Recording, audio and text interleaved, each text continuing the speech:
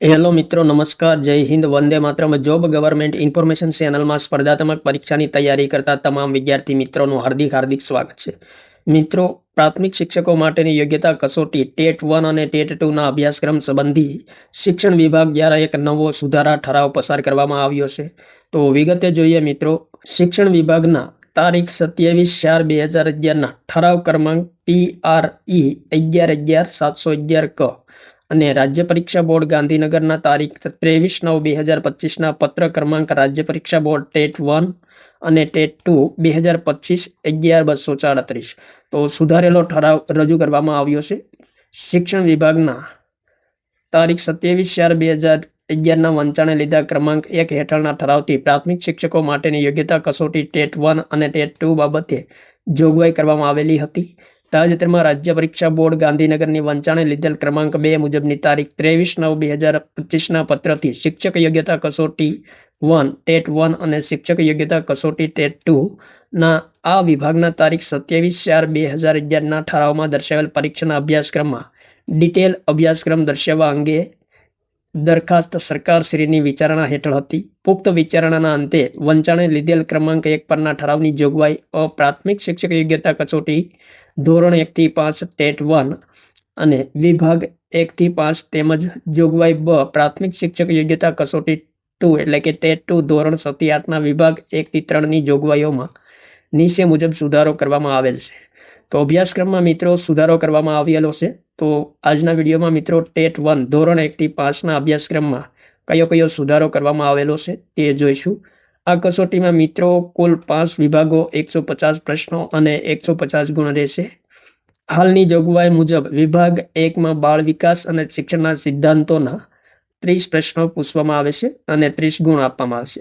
વિભાગ 1માં બાળ વિકાસ અને શૈક્ષણિક શાસ્ત્ર જે સુધારેલ જોગવાઈ મુજબ 30 ગુણના પ્રશ્નો પૂછાશે, જેમાં 30 પ્રશ્નના 30 ગુણ રહેશે. બાળ વિકાસ 15 ગુણના પ્રશ્નો રહેશે. તો અહીં મિત્રો બાળ વિકાસ સંબંધી વિશેષ મુદ્દા સ્પષ્ટ રીતે જણાવેલા છે. વિકાસની સંકલ્પના અને અધ્યયન સાથેના સંબંધ, બાળ વિકાસના લક્ષણો અને સિદ્ધાંતો, વિકાસને અસર કરતા પરિબળો, વારસો અને વાતાવરણ, સામાજિકતાનો વિકાસ અને તેને અસર કરતા પરિબળો, સામાજિકરણની પ્રક્રિયાઓ, સામાજિક જગત અને બાળક, વાલી, શિક્ષક અને સહપાઠી, એરિક્સન, મોન્ટેસરી, ફોબેલ, કોહલબર્ગ જેમના સિદ્ધાંત અને શૈક્ષણિક ફલિતાર્થો, બાળ કેન્દ્રીય અને પ્રગતિશીલ શિક્ષણની સંકલ્પના, બુદ્ધિની સંકલ્પના અંગેનો સમીક્ષાત્મક દ્રષ્ટિકોણ, બહુઆયામી બુદ્ધિ, બાળકોમાં વિકાસ, ભાષા અને વિચાર, લિંગ, જાતિ, સામાજિક બંધારણ, લિંગભેદ, જાતિગત લિંગ ભૂમિકાઓ, શિક્ષણના સંદર્ભમાં જાતીયતાની અસર, અધ્યયતાઓમાં વ્યક્તિગત ભિન્નતા, ભાષા, જાતિ, લિંગ, સમુદાય, ધર્મ વગેરે આધારિત ભિન્નતાઓની સમજ, અધ્યયનનું મૂલ્યાંકન અને અધ્યયન માટેના મૂલ્યાંકન વચ્ચેનો તફાવત, શાળાકીય મૂલ્યાંકન, સતત અને સર્વગ્રાહી મૂલ્યાંકન, દ્રષ્ટિકોણ અને પ્રયાસો, વર્ગખંડમાં અધ્યયતાઓની વર્ગખંડ તત્પરતા, અધ્યયન અને વિવેચનાત્મક ચિંતનના વિકાસને અધ્યયતાની અધ્યયન સિદ્ધિના મૂલ્યાંકન માટે યોગ્ય પ્રશ્નોની રચના. ત્યારબાદ મિત્રો બી વિભાગમાં સમાવેશી શિક્ષણ અને વિશિષ્ટ જરૂરિયાત ધરાવતા બાળકો અંગેની સમજના 5 પ્રશ્નો પૂછાશે, જેમના 5 ગુણ રહેશે. જેમના મુદ્દાઓ આપેલા છે. વિવિધ પરિવેશ ધરાવતા અધ્યયતાઓને સમાવવા, જેમાં આર્થિક સામાજિક રીતે પછાત વંચિત બાળકોનું સમાવેશન, અધ્યયન અક્ષમતા ધરાવતા બાળકો, વિવિધ દિવ્યાંગતા ધરાવતા બાળકો. ત્યારબાદ સી વિભાગ 3માં અધ્યયન શૈક્ષણિક શાસ્ત્રના 10 પ્રશ્નો પૂછાશે અને 10 ગુણ મળવા પાત્ર રહેશે. જેના વિશેષ ખાસ મુદ્દાઓ આપેલા છે. બાળકો કેવી રીતે વિચારે છે અને શીખે છે, શાળાકીય પ્રદર્શનમાં તેઓ કેમ અને કેવી રીતે નિષ્ફળ જાય છે તેના કારણો, અધ્યયન અધ્યાપનની પાયાની પ્રક્રિયાઓ, બાળકોની અધ્યયન વ્યૂહરચનાઓ, સામાજિક પ્રવૃત્તિ તરીકે અધ્યયનનો સામાજિક પરિપ્રેક્ષ્ય.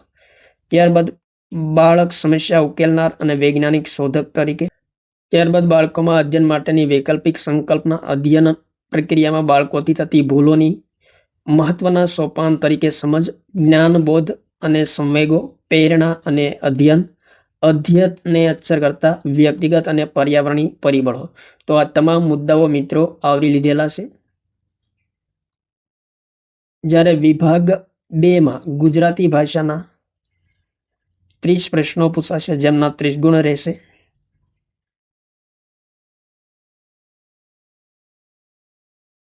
જેમાં વિશેષ મુદ્દાઓ આપેલા છે। ભાષા અર્થગ્રહણ જેમના 15 પ્રશ્નોના 15 ગુણ રહેશે। જેમાં મિત્રો ભાષાના પેપરમાં દરેક વિષયના વિષય વસ્તુમાં ભાષા સજ્જતા, સંભાષણ અને વિદ્યાર્થી સાથેના વર્ગ વ્યવહાર તેમજ આંતરક્રિયાને લગતી સજ્જતાનું મૂલ્યાંકન કરતા તેમજ ભાષાના મૂળભૂત તત્વો, પ્રત્યાયન અને સાર અર્થગ્રહણની ક્ષમતાનું મૂલ્યાંકન કરતા પ્રશ્નો પૂછાશે। અપરિચિત પાઠો વાંચવા, 2 પાઠ, 1 ગદ્ય અથવા તો નાટક અથવા તો 1 કાવ્ય। ત્યારબાદ પ્રશ્નો તો સમજૂતી, અનુમાન, વ્યાકરણ અને વાક્ય કુશળતા। ત્યારબાદ મિત્રો શ્રવણ અને કથન જેમાં ભાષા શિક્ષણમાં મહત્વ, કસોટીમાં ધોરણ 1 થી 5ના ગુજરાતી ભાષા વિશેના અભ્યાસક્રમ આધારિત પ્રશ્નો, પરંતુ તેમનું કઠિનતા મૂલ્ય છે મિત્રો સંબંધ માધ્યમિક શિક્ષણ ધોરણ 10 સુધીનું રહેશે, તે ખાસ ધ્યાનમાં લેવાનું રહેશે। ત્યારબાદ ભાષા વિકાસની શૈક્ષણિક પદ્ધતિના 15 પ્રશ્નોના 15 ગુણ રહેશે, જેમાં અધ્યયન અને ભાષા સંપ્રાપ્તિ। ત્યારબાદ ભાષા શિક્ષણના સિદ્ધાંતો, ભાષા શીખવામાં વ્યાકરણની ભૂમિકા અંગેની સમીક્ષાત્મક દ્રષ્ટિ, વિચારોને મૌખિક અને લખાણ સ્વરૂપે વ્યક્ત કરવા, વર્ગખંડમાં ભાષા શીખવાના પડકારો, ભાષાકીય મુશ્કેલીઓ, ભૂલો અને વિકારો, ભાષા કૌશલ્યો, ભાષા અર્થગ્રહણ અને પ્રવીણ્યનું મૂલ્યાંકન, શ્રવણ, કથન અને વાંચન તેમજ લેખન, અધ્યયન અધ્યાપન સામગ્રી, પાઠ્યપુસ્તક, મલ્ટીમીડિયા સામગ્રી, વર્ગખંડના બહુભાષી સ્ત્રોતો, ઉપચારાત્મક શિક્ષણ। તો આ તમામ મુદ્દાઓ ખાસ અગત્યના છે। ત્યારબાદ મિત્રો વિભાગ 3માં અંગ્રેજી ભાષા માટે 30 પ્રશ્નો પૂછાશે, 30 ગુણના પ્રશ્નો રહેશે। જેમાં ભાષા અર્થગ્રહણ જેમના મિત્રો 15 પ્રશ્નોના 15 ગુણ રહેશે। તો અહીં મિત્રો ભાષાના પેપરમાં દરેક વિષયના વિષય વસ્તુમાં ભાષા સજ્જતા, સંભાષણ, વિદ્યાર્થીઓ સાથેના વર્ગ વ્યવહાર તેમજ આંતરક્રિયાને લગતી સજ્જતાનું મૂલ્યાંકન કરતા તેમજ ભાષાના મૂળભૂત તત્વો, પ્રત્યાયન અને સાર અર્થગ્રહણની ક્ષમતાનું મૂલ્યાંકન કરતા પ્રશ્નો પૂછાશે। ત્યારબાદ અપરિચિત પાઠો વાંચવા, 2 પાઠ, પ્રશ્નો, સમજૂતી, અનુમાન, વ્યાકરણ અને વાક કુશળતા, ગદ્યખંડ, સાહિત્ય, વૈજ્ઞાનિક અને વર્ણનાત્મક અથવા તો વિવેચનાત્મક હોઈ શકે। શ્રવણ અને કથન ભાષા શિક્ષણમાં તેમનું મહત્વ અને આ કસોટીમાં ધોરણ 1 થી 5ના અંગ્રેજી ભાષા વિશેના અભ્યાસક્રમ આધારિત પ્રશ્નો પૂછાશે, પરંતુ તેમનું કઠિનતા મૂલ્ય માધ્યમિક શિક્ષણ ધોરણ 10 સુધીનું રહેશે। ત્યારબાદ મિત્રો ભાષા વિકાસની શૈક્ષણિક પદ્ધતિ જેમના 15 પ્રશ્નોના 15 ગુણ રહેશે।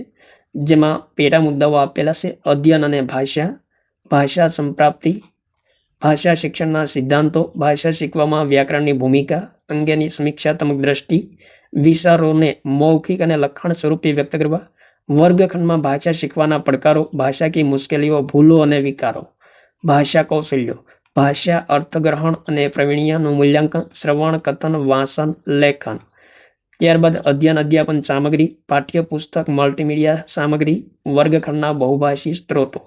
ત્યારબાદ ઉપચારાત્મક શિક્ષણ। તો આ તમામ મુદ્દાઓ ખાસ અગત્યના છે। ત્યારબાદ મિત્રો વિભાગ 4માં ગણિત વિષયના 30 પ્રશ્નોના 30 ગુણ રહેશે। જેમાં વિષય વસ્તુના 15 પ્રશ્નોના 15 ગુણ રહેશે।